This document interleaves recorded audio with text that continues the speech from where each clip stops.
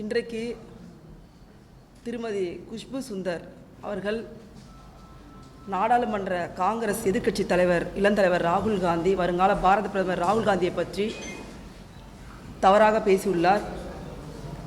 இந்துக்கள் எதிராக ராகுல் பேசினார் என்று ஒரு பொய்யான தகவலை ஆர்எஸ்எஸ் சித்தாந்தத்தை கையில் எடுத்துக்கொண்டிருக்கின்ற குஷ்பு அவர்கள் இன்றைக்கு தவறான செய்தியை பரப்பிக் கொண்டிருக்கின்றார். அதை ஒட்டி தான் நான் இன்றைக்கு பேசப் போகின்றேன். எனக்கு அடுத்ததாக நமது மாண்புமிகு தமிழக காங்கிரஸ் கமிட்டியின் தலைவர் தொடர்ந்து பேசுவார்.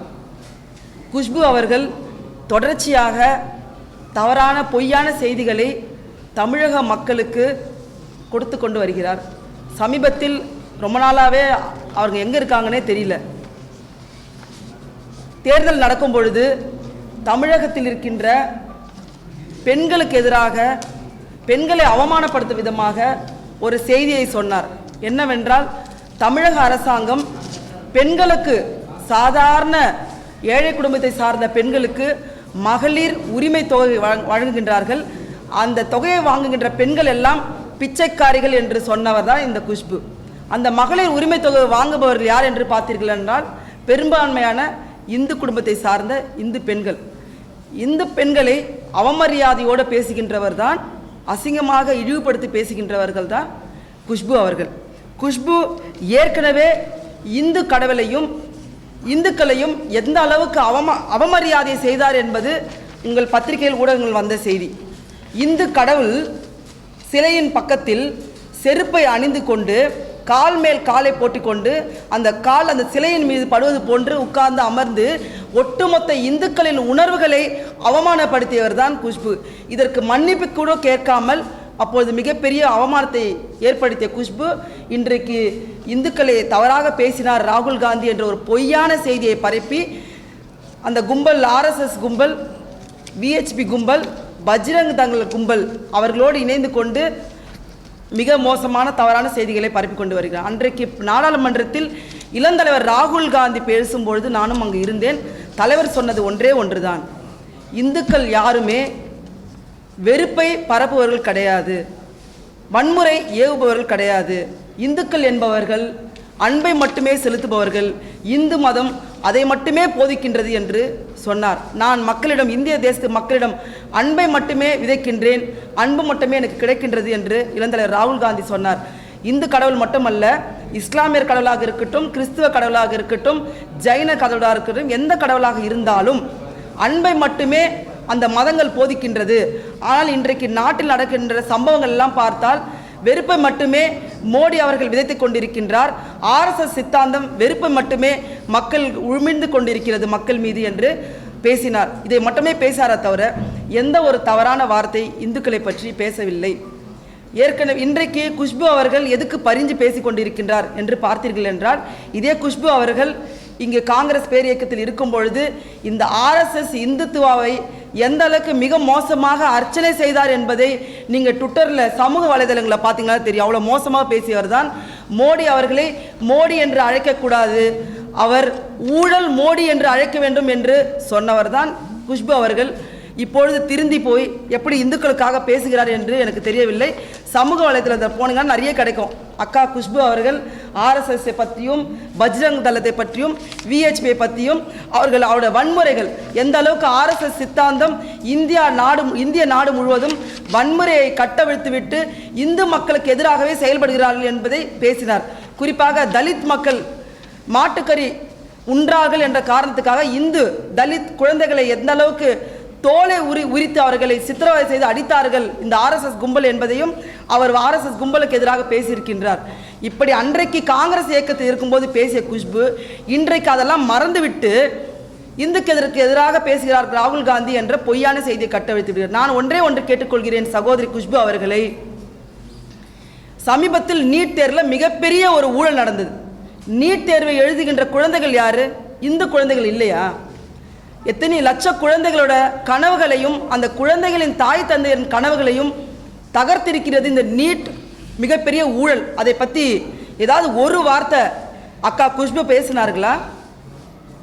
இல்லை உத்தரப்பிரதேசத்தில் போன வாரத்தில் ஒரு சாமியாரை பார்க்க சென்ற இந்துக்கள் இந்து பெண், இந்து ஆண், இந்து குழந்தைகள் போய் அந்த சாமியாரை பார்க்க சென்ற போது ஸ்டாம்பேட் ஆகி 150க்கு மேற்பட்ட உயிர்கள் இழக்கப்பட்டிருக்கிறது. அதை பற்றி குஷ்பு அவர்கள் ஏதாவது ஒரு வார்த்தை பேசினாரா? அவங்களெல்லாம் இந்து கிடையாதா? எஸ், மணிப்பூரில் 2 இந்து பெண்ணை நிர்வாணப்படுத்தி வீதியில் அழைத்து சென்ற இந்த ஆர்எஸ்எஸ் கும்பலை பற்றி ஏதாவது ஒரு வார்த்தை குஷ்பு அவர்கள் பேசினார்களா? இந்தியாவில் இந்துக்களுக்கு எதிராக நடக்கின்ற ஒரு பிரச்சனையை பற்றியோ கவலைப்படாத குஷ்பு அவர்கள் எப்படியாவது தான் ஊடகத்தில் இருக்க வேண்டும். இளந்தலைவர் ராகுல் காந்தி இன்றைக்கு எதிர்க்கட்சி தலைவராக நாடு முழுவதும் பிரபலமாகவும் உலக அரங்கை திரும்பி பார்க்கின்ற ஒரு மாபெரும் தலைவனாக இன்று இருக்கின்றார். அவரை பற்றி பேசினால் நமக்கு ஏதாவது ஊடகத்தில் ஒரு பிரபலம் கிடைக்கும்னு நினச்சி அக்கா குஷ்பு அவர்கள் பேசினால் பேசிக்கொள்ளட்டும். ஆனால் தனக்கென்ற ஒரு கொள்கை, தனக்கென்ற ஒரு சித்தாந்தம் எதுவுமே கிடையாது. காங்கிரஸ் கட்சிக்குள்ள ஒரு சித்தாந்த கொள்கை உள்ள ஒரு கட்சியிலிருந்து அப்படியே எதிர்மறையாக உள்ள சித்தாந்தம் உள்ள ஒரு கட்சிக்கு தன் சேலையை மாற்றிக்கொள்வது போல் படத்தில் தன் கட்சியை மாற்றிக்கொண்டவர் தான் அக்கா குஷ்பு அவர்கள். இங்கு வாய்ப்பு கிடைக்கவில்லை. காங்கிரஸ் கமிட்டியில் அவருக்கு தேர்தல் நிற்பதற்கான வாய்ப்பு கிடைக்கவில்லை. பிஜேபியிலேயாவது கிடைக்கும் என்று அங்கு சென்றிருக்கின்றார்.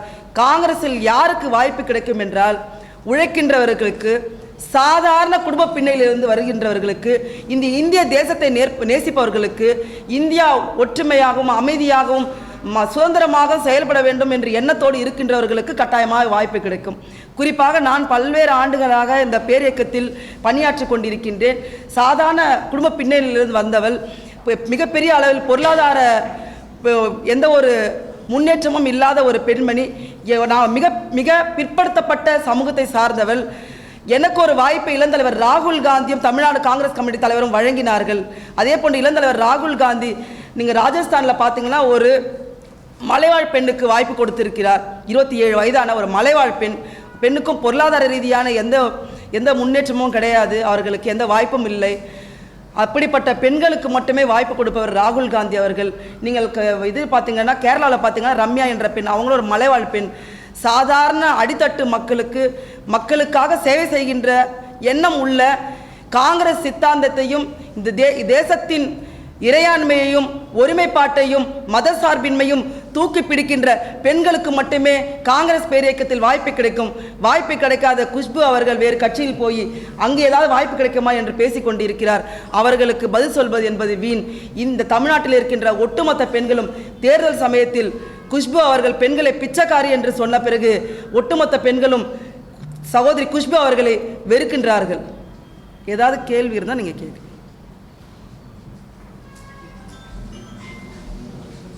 அமைதியான ஒரு சமூகத்துல குழப்பத்தையும் வெறுப்பையும் ராகுல் காந்தி உருவாக்குறாரு. அவருடைய உண்மையான முகம் விரைவில் வெளிப்படுமோ சொல்லியிருக்காங்க.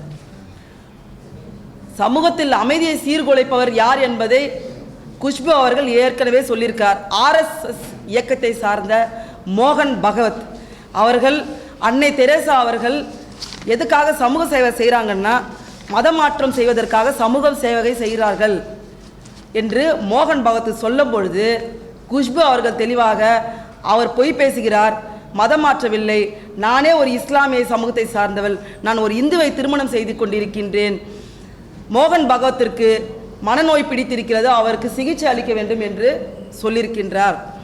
அதனால் இன்றைக்கு பாரத் ஜோடோ யாத்திரை இந்திய ஒற்றுமை பயணத்தை இளந்தலைவர் ராகுல் காந்தி அவர்கள் கன்னியாகுமரியிலிருந்து காஷ்மீரில் நடத்தி ஒட்டுமொத்த இந்திய தேசத்தின் மக்களின் நம்பிக்கையை பெற்றிருக்கின்றார். இளந்தலைவர் ராகுல் காந்தி சென்ற வீதிகள் தோறும் கிராமங்கள் தோறும் மக்கள் ஆரவாரத்தோடு அன்பை செலுத்தினார்களே ஒழிய எங்கும் கலவரத்தை ஏற்படுத்தவில்லை. ஆனால் இன்றைக்கு யூபியில் நீங்கள் பார்த்தீங்கன்னா 150 பேர் இறந்து போயிருக்காங்க.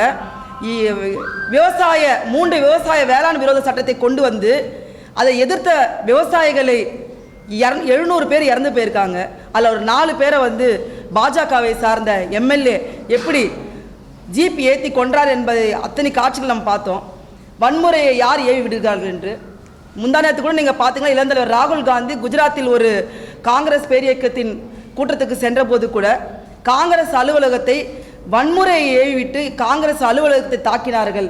அதற்கு கூட இளந்தலைவர் ராகுல் காந்தி பெரிய அளவில் எந்த ஒரு வன்முறையை ஏவிவிடவில்லை, சொல்லவும் இல்லை கருத்து. ஆனால் ஒரே ஒரு கருத்தை மட்டும் சொன்னார், நீங்கள் எங்கள் அலுவலகத்தை தாக்கலாம், ஆனால் நாங்கள் கூடிய விரைவில் குஜராத்தில் உங்கள் ஆட்சியை அகற்றுவோம் என்று உறுதியாக சொல்லி இருக்கிறார் அங்கு. ஸோ வன்முறையை ஏவிடுபவர்கள், வன்முறையை விரும்புபவர்கள், ஆர்எஸ்எஸின் சித்தாந்தம் ஒவ்வொரு பாஜகவின் உறுப்பினரின் ரத்தத்திலும் அந்த வன்முறை ஊறிக்கொண்டிருக்கின்றதே தவிர காங்கிரஸ் பேரியக்கத்தில் இருக்கின்ற ஒவ்வொரு மனிதனும் இந்த தேசத்தை நேசிப்பவன், இந்த தேசம் அமைதியாக இருக்க வேண்டும் என்று எண்ணம் கொண்டவன். அப்படிப்பட்டவனுக்கு வன்முறை என்றால் என்னவென்று தெரியாது. யாராவது ஒரு தலைவரோட இங்கே சொல்லுங்க, வன்முறையை ஏவிவிட்டு மிகப்பெரிய லா அண்ட் ஆர்டர் சுச்சுவேஷனை எந்த மாநிலத்திலாவது காங்கிரஸ் இயக்கத்தை சார்ந்தவர்கள் எடுத்திருக்கிறார்கள், செய்திருக்கிறார்கள் என்று நீங்கள் ஒரு எடுத்துக்காட்டாவது நீங்கள் சொல்லுங்கள், நான் ஏற்றுக்கொள்கிறேன். ஆனால் என்னால் பெரிய லிஸ்டே தர முடியும். ஆர்எஸ்எஸ் இயக்கத்தை சார்ந்தவர்கள், விஹெச்பி இயக்கத்தை சார்ந்தவர்கள், பஜ்ரங் தள் இயக்கத்தை சார்ந்தவர்கள்லாம் எங்கெங்க மத ரீதியாக, சாதி ரீதியாக, மொழி ரீதியாக பிரிவினை ஏற்படுத்தி கொண்டு பேசிக் கொண்டிருக்கிறார்கள். ஏன் சமீபத்தில் நடந்த தேர்தலில் கூட, தேர்தல் பிரச்சாரத்தில் ஒரு தேசத்தின் பிரதம மந்திரி எவ்வளவு மோசமாக இஸ்லாமிய சகோதரர்கள் உங்கள் உடைமைகளை எடுத்துக்கொள்வார்கள், உங்கள் சொத்துக்களை பறித்துக் கொள்வார்கள் என்று சமுதாயத்தில் மிகப்பெரிய கலவரம் ஏற்படுத்தும் விதமாக பேசியவரே மோடி அவர்கள். அப்படி இருக்கும்பொழுது ராகுல் காந்தியின் கேள்விகளை எதிர்கொள்ள முடியாமல், திராணி இல்லாமல், இன்றைக்கு பயந்து நடுங்கி அவர்கள் பொய் பிரச்சாரத்தை இளந்தலைவர் ராகுல் காந்தி மீது எடுத்து சொல்லிக் கொண்டிருக்கின்றார்கள். மிகப்பெரிய அளவில் இந்த இயக்கமும் இந்தியா கூட்டணியும் மிகப்பெரிய அளவில் இந்த மக்களுக்காக நாங்கள் பாடுபட போகின்றோம். நாடாளுமன்றத்தில் அடுத்த ஆட்சி இளந்தலைவர் ராகுல் காந்தி இந்த தேசத்தின் பிரதம மந்திரியாக வருவார். இந்த தேசத்து மக்களை பாசிச சர்வாதிகாரி சக்தியிடம் இருந்து மீட்டெடுக்க போகின்றார். போதும்.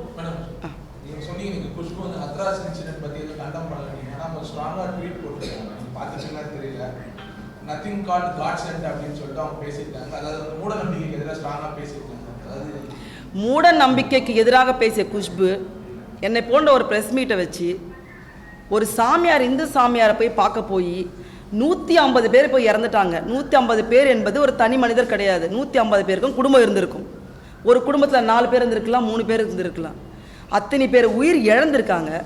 அவர்களுக்காக ஒரு அனுதாபத்தை தெரிவித்து இது போன்ற விஷயங்கள் நடக்கக்கூடாதுன்னு நீங்கள் பேசியிருக்கணும். தொடர்ச்சியாக இது நடந்துட்டு தான் வந்துட்டு இருக்காங்க. யூபியில் அத்ராஸில் அதை பற்றி பேசலை. ஒன்று. இன்னொன்று, நீங்கள் பார்த்தீங்கன்னா அதை பேசுறதுக்கு பதிலாக அந்த கருத்தை தெளிவாக வைக்கிறதுக்கு பதிலாக அது ஸ்ட்ராங்காக நீங்கள் சார்ந்த பிஜேபி இயக்கத்தை பற்றி கேள்வி கேட்கறதுக்கு பதிலாக ராகுல் காந்தி பற்றி பேசுகிறீங்கன்னா உங்களுக்கு ஒரு பயம், நடுக்கம் இருக்குது. அங்கே ஏதாவது பேசிட்டா நமக்கு வருங்காலத்தில் சீட் கொடுக்க மாட்டாங்க, இல்லை நமக்கு ஏதாவது பதவி வராதுன்ற ஒரு பயம், அச்ச உணர்வு இருக்குது. நீங்கள் ஒரு மகளிர் ஆணையத்தோட தேசிய அளவிலான உறுப்பினர், நீங்கள் மணிப்பூர் இஷ்யூக்கு என்ன ரியாக்ஷன் காமிச்சிங்க? உங்கள் மனசாட்சிக்கே நான் விட்டுடுறேன். ஏன் உங்களோட கோயில் பக்தி, கடவுள் பக்தி எந்த அளவுக்கு இருக்குது நான் சொல்லட்டுமா? நான் பேர் சொல்ல விரும்பலை. உங்கள் கோயில் பக்தி, கடவுள் பக்திலாம் பூஜை அறையில் செக்ஸ் வச்சுக்கிறதுல மட்டும்தான் இருக்குது. சமீபத்தில் பிஜேபியில் இருந்த ஒரு நபர் என்ன பண்ணாருன்னு தெரியும். இதுதான் உங்களுக்கான கடவுள் மீதான பக்தி பாசம், இந்துக்கள் மீதான பக்தி பாசம். வேறு ஏதாவது பேச